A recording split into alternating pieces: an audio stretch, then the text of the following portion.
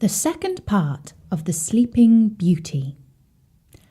Hello everybody, my name is Natasha, and I've been commanded by His Royal Highness Prince Bertie the Frog to tell you a story-nory. And so, in a moment, I'll be telling you the second part of The Sleeping Beauty. But first, here's a piece of gossip I've picked up about Bertie. As you know, Bertie used to be a handsome prince, but now he's a frog, and he's a bit sad about that, which is why he listens to story-nories on his iPod to cheer himself up. Down on the pond today, Bertie is feeling an extra bit sad. He's really glumming around. Sadie the swan, who between you and me always takes extra special notice of Bertie, said to him, poor Bertie, you look so pale green today. What's wrong?" "Oh, I don't know," said Bertie glumly. "It's just that I think I miss the lovely Princess Beatrice." He croaked for a bit before going on. "You see, she was so very, very beautiful, and I just really miss her." "Oh, Bertie," sighed Sadie, "that's just about the saddest thing I've ever heard a frog say." Just then, Colin the carp interrupted them. "That's because Bertie's the only frog you know," he snapped. Colin is a very grumpy carp, and he can be quite rude sometimes. "Be quiet, you silly fish," said Sadie. "You've no romance, no love. No, well, it's all so sad. I just don't know what to say." "You could tell me how to become a prince again," said Bertie. "Well, I've got an idea. Today we'll tell a special story full of love and romance. Oh, it will be wonderful, and all the children will listen, and then you can be a prince again." "Oh no, not another soppy story," said Colin the carp. "That'll only make him go on about the lovely Princess Beatrice even more, and we'll all die of boredom. What Bertie needs is a good old-fashioned fright. That'll empty his green head of all your romantic nonsense." Sadie was most unimpressed by Colin the carp's speech, but Bertie says he's willing to give anything a try once. And so today, I'm going to tell you a rather scary story. Do you like scary stories? You won't be frightened? Just a bit? Well, I think I might be just a bit frightened when I tell you about the ogress who wanted to eat up the Sleeping Beauty and both her little children. If you listen to the first part of the story-nory called The Sleeping Beauty, you will know that a handsome prince discovered a sleeping beauty in a palace in the woods. She had been fast asleep for 100 years, but when he kissed her hand, she woke up and fell in love with him. They were married that very day. The morning after the handsome prince had married the Sleeping Beauty, he left her and returned home to the city where his father, the king, was anxiously waiting for him.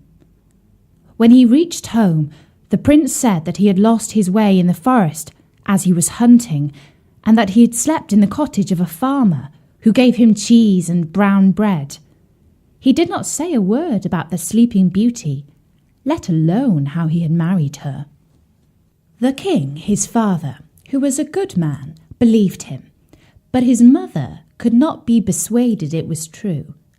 And seeing that he went almost every day a-hunting, and that he always had some excuse ready for so doing, though he had slept out 3 or 4 nights together, she began to suspect that he was married, for he lived with the princess for over 2 whole years, and they had 2 children, the eldest of which, who was a daughter, was named Morning, and the youngest, who was a son, they called Day.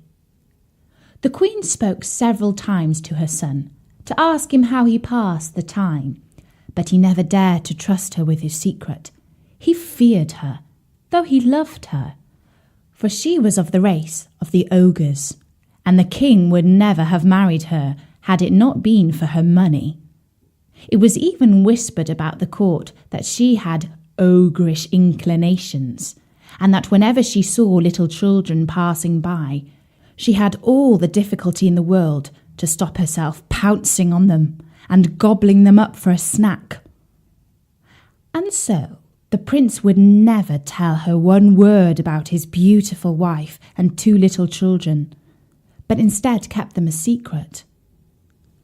His father died about 2 years later, and although the prince was very sad, he became lord and master both of the people and of himself.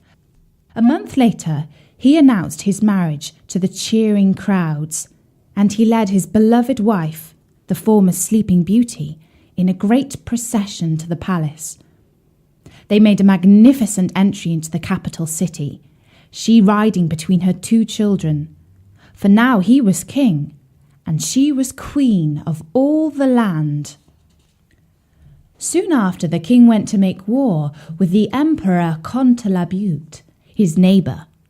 He left his wife, the Sleeping Beauty, and his 2 children, Prince Day and Princess Morning, in the care of his mother. His war went on all summer, and after a while his mother, the ogress, said to the Sleeping Beauty, "Why don't you go to visit your old palace in the forest, my dear, and see that everything is in order there?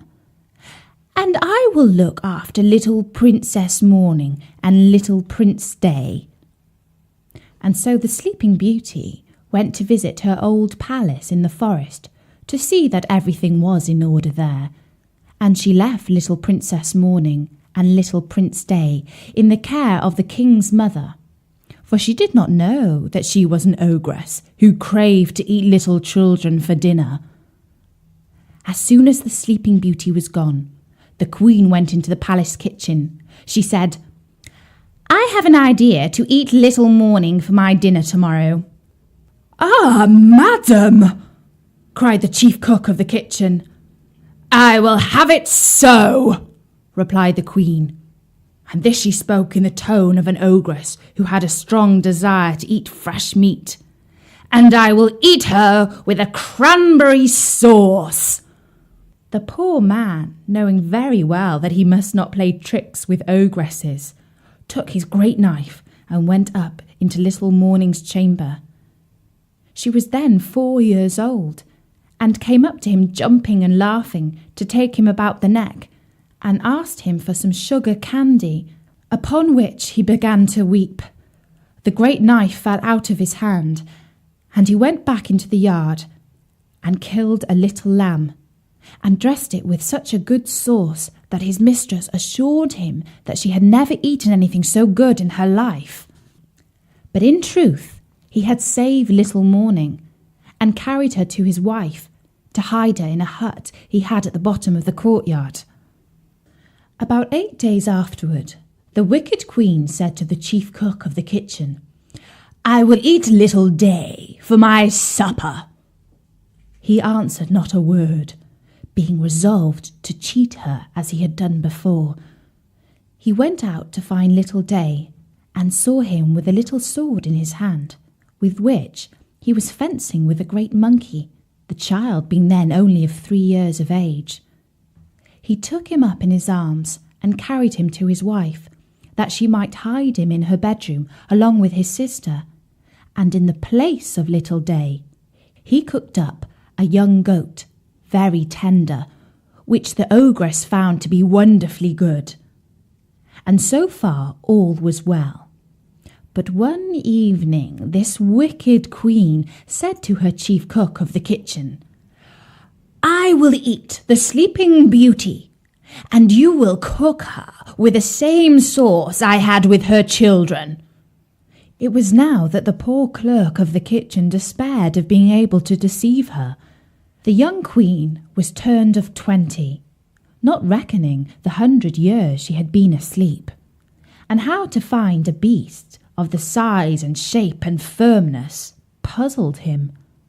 He decided that to save his own life, he must kill the Sleeping Beauty. and so he went to her palace in the forest, meaning to do just that.